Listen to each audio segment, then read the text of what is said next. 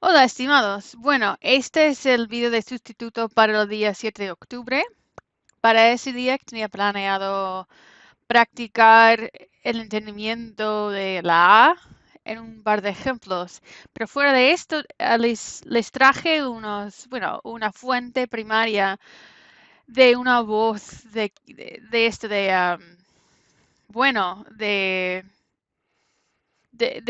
la historia latinoamericana que afecta un poquito nuestra habilidad de interpretar las cosas que vemos en la bestia, o sea, de la inmigración.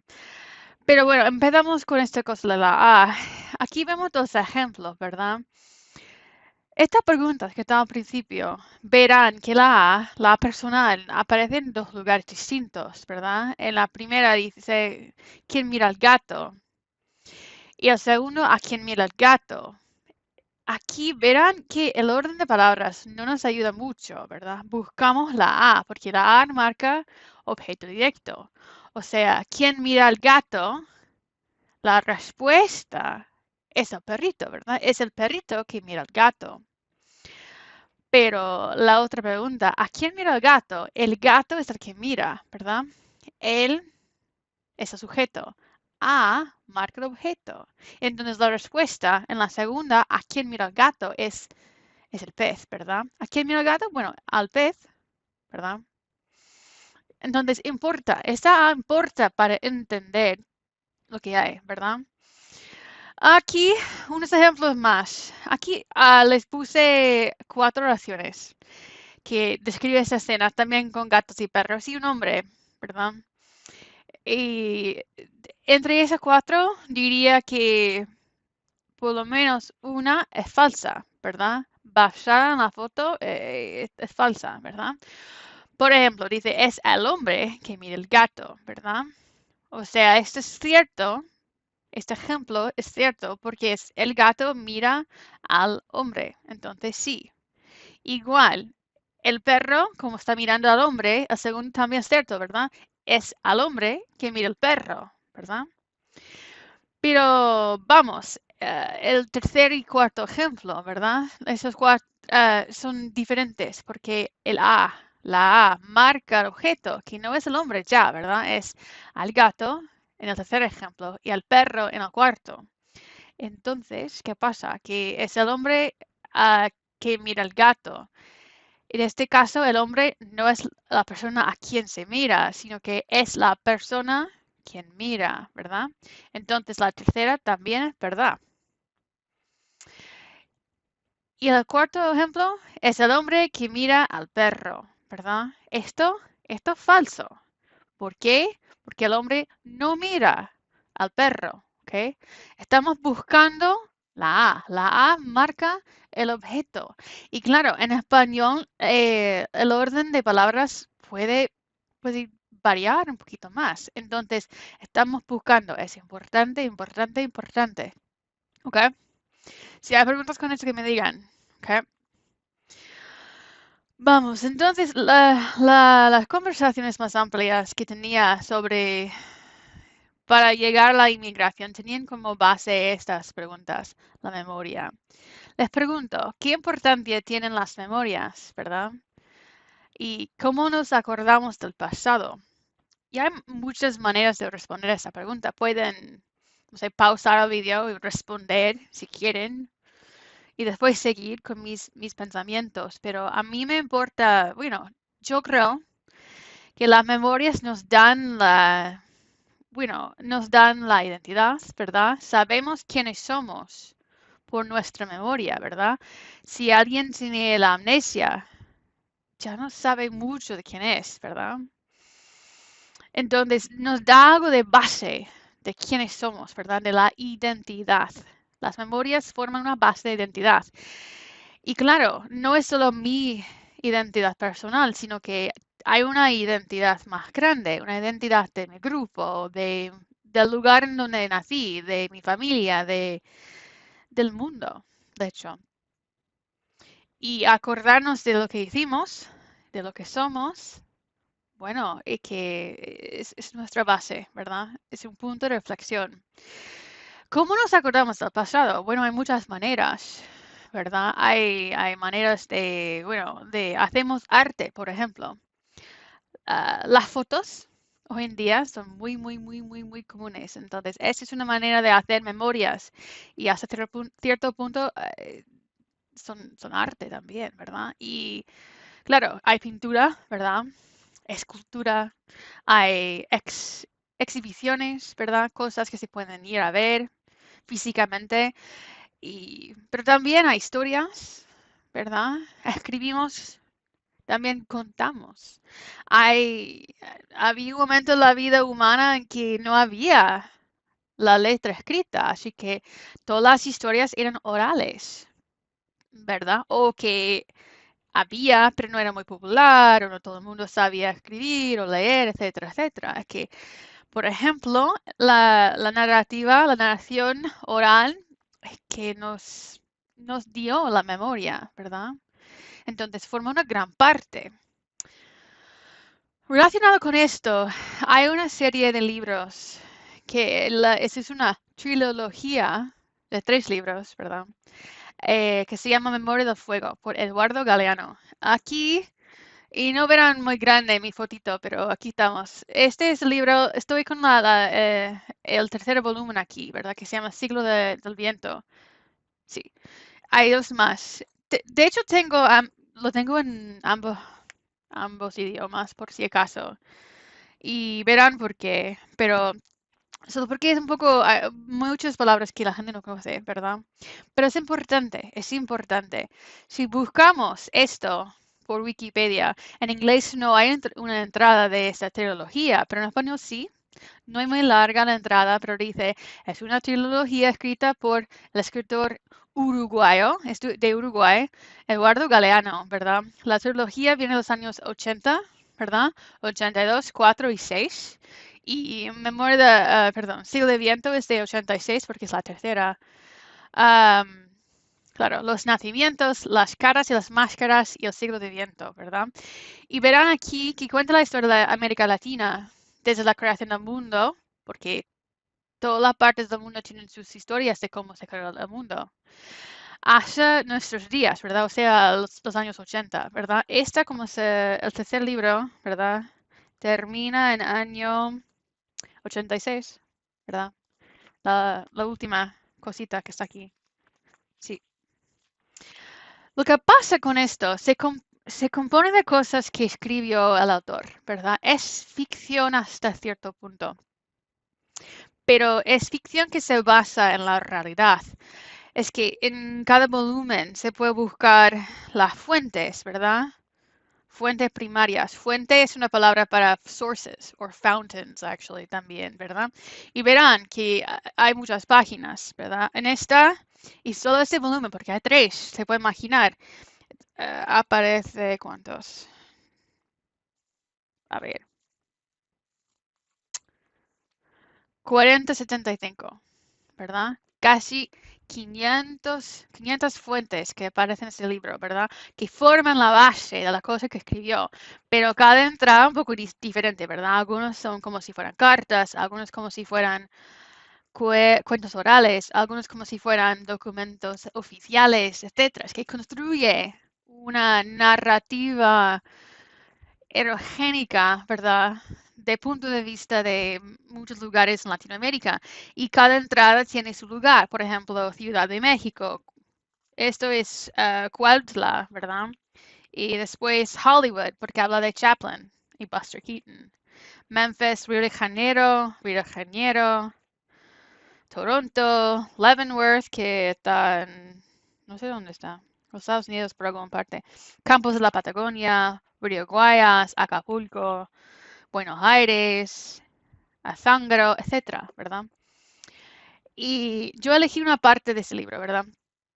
Que está por el último, ¿verdad? Pero el motivo de usar esto aparece aquí, ¿verdad? Que era esto. Es que en la biografía de Galeano, en español no hay tanto, pero en inglés hay una cita que se sacó de una entrevista al fines de su vida. Y dice, está en inglés desafortunadamente, pero vamos, dice, I'm a writer, Galeano once said of himself, obsessed with remembering the past of America, and above all that of Latin America, intimate land condemned to amnesia. O sea, por eso que se llama la memoria del fuego, ¿verdad? Que algunas partes se basan en cosas orales, ¿verdad? Que es muy, muy fácil olvidarnos de quiénes somos. Y Galeano está proponiendo que ese es un problema que afecta, por ejemplo, a Latinoamérica o la América Latina, porque lleva ambos nombres. Pero vamos, creo que afecta a todos. Aquí en ese archivo que está aquí, lo voy a subir aparte, pero aquí hay un vínculo al PDF, pero aquí es la versión que está en español. En el PDF hay una versión también en inglés, que saqué la traducción oficial, porque vamos, importa saber lo que hay, así que si no tienen mucho tiempo, pueden echar un vistazo al inglés y después volver al español, ¿verdad? Pero aquí, esta entrada se ocupa de 1968, de San José de California, sobre los chicanos, ¿verdad? Chicanos, y tengo una pregunta sobre esto después de la lectura. Es un nombre un poco ahora antiguo que se usa para la gente que son de herencia, ¿verdad? Familia mexicana que vive en los Estados Unidos, ¿verdad? Y como es un grupo, tiene cosas en común, aunque no todo, porque hay México es bastante grande. No es que la gente del norte es exactamente igual a los del sur, ¿verdad? Aquí, dice los chicanos. Escribe aquí, con la palabra el juez empieza la lectura, bueno, la entrada a la lectura. El juez Gerald Shargin, quién sabe, porque está en los Estados Unidos, dicta sentencia contra un muchacho acusado de incesto, ¿verdad? Que le da una sentencia, ¿verdad? Al cárcel, lo que sea. Acusado de incesto y de paso le aconseja que se suicide. Y le dice que ustedes los chicanos son peores que los animales. Pueblo podrido, miserable, piojoso. Desde México vienen los chicanos a través del río de la frontera para cosechar. Cosechar es poner las plantas, ¿verdad? Y es la agricultura, como hablamos la semana pasada. A bajo precio, ¿verdad? Barato, barato. El algodón, ¿verdad? Que es un material de la ropa. Las naranjas, los tomates, las papas. Casi todos se quedan a vivir en el sur de los Estados Unidos, ¿verdad? Casi todos viven ahí. Que hace poco más de un siglo, ¿verdad? Como por 1800 y pico, era el norte de México. En estas tierras ya no suyas, ¿verdad? Que ahora no son de esta gente, aunque antes sí, ya no suyas, lo usan y los desprecian, ¿verdad? Y despreciar es como no valor a la vida humana aquí. De cada 10 norteamericanos muertos en Vietnam, porque estamos en los años 60, muertos en Vietnam, 6 son negros o chicanos. A los chicanos les dice, ustedes tan machos y fuertes, se van a frente a los primeritos. O sea, si está frente a un juez, dice que, ah, qué horribles son. Pero si está como frente a los soldados, dice, oh, no, tan fuertes, que se vayan, ¿verdad? Eso. ¿Sí? Ok. Como les digo, esa entrada tiene como fuentes estas 4 cosas, ¿verdad? Que está aquí. Varios son artículos o libros, etcétera. Entonces, la pregunta de la identidad que yo creo que importan por haber leído esta parte, ¿verdad? Porque dice varias cosas, ¿verdad? Que hay un grupo que se llama los chicanos en esta época, aunque existe todavía, aunque no sea muy, muy común. Este grupo son gente con herencia mexicana que hace 100 años, hace un siglo significa, bueno, 100 años. Hace 100 años eh, vivía en esta parte del mundo, pero era México en esta época, pero ahora no, son los Estados Unidos. Y que tienen una vida muy difícil, ¿verdad? Que la gente con poder, los jueces, por ejemplo, los ven muy, muy malo, ¿verdad? Y que, pero en momentos de guerra lo usan, ¿verdad? Como gente para absorber los disparos del enemigo, ¿verdad? Así que esas son cosas que vienen de eso. Así que cuando decimos aquí, ¿quiénes son los chicanos? Bueno, en la clase no les hubiera dicho ya, pero aquí está la página en Wikipedia. Ah, aprendimos que su vida, bueno, tiene una base hace mucho tiempo, ¿verdad? Es un grupo que es de esa región, aunque su nacionalidad cambió. Entonces, en esta pregunta dijimos, ¿quiénes son los chicanos? ¿Qué otras palabras hay para este grupo y grupos relacionados, verdad? Como le digo, chicano no es tan popular hoy en día, porque los nombres cambian, ¿verdad? Igual para la gente negra de los Estados Unidos, durante varias décadas tienen palabras distintas, pero porque la identidad se evoluciona, ¿verdad? Es que cambia. Nos concebimos de esta manera y cambia un poquito y un poquito, un poquito, ¿verdad? Hoy en día, por ejemplo, para la gente chicana, que hay más palabras. Mayormente usan palabras más grandes, ¿verdad? Porque hay una necesidad de incluir a otros grupos. Por ejemplo, nuestro gobierno. A este gobierno le gusta mucho usar la palabra hispano. Y en inglés se usa casi la misma palabra. Pero bueno, hispano tiene una referencia a la lengua, ¿verdad? Que hasta cierto punto incluye la gente de la península ibérica, los españoles, pero la historia de Latinoamérica y la historia de España es diferente, porque España está en Europa. Muchas veces son los conquistadores, pero Latinoamérica se ocupa de gente conquistada, es muy diferente. Entonces, agruparlos es un poco problemático. Pero otra palabra que también surge, o por otro lado, la palabra hispano no incluye técnicamente a la gente de Brasil, pero Brasil en términos de historia comparte mucho, un montón. Son latinoamericanos, aunque no sean hispanos porque no hablan español, hablan portugués, pero son latinoamericanos. Entonces, la gente que sí está como parte del grupo suele usar la palabra latino, ¿verdad? O pero volvemos, latino, porque tiene esta idea de Latinoamérica, ¿verdad? Está como un grupo más grande y que incluye las otras lenguas, porque también hay grupos que hablan francés, etcétera, etcétera. Entonces son latinos. Pero claro, hoy en día hay otra palabra que es Latinx, y si no sabes sobre Latinx, tiene sus propias cosas, como un poco más grande. Hay un momento que vamos a hablar Latinx en 302. Llegamos, pero tiene que ver con el género, ¿verdad? Esto de ser hombre, mujer y más, ¿verdad? Y llegamos a esto, pero Latinx es otro nombre que se usa para ese grupo. Depende de quién lo usa, nada más.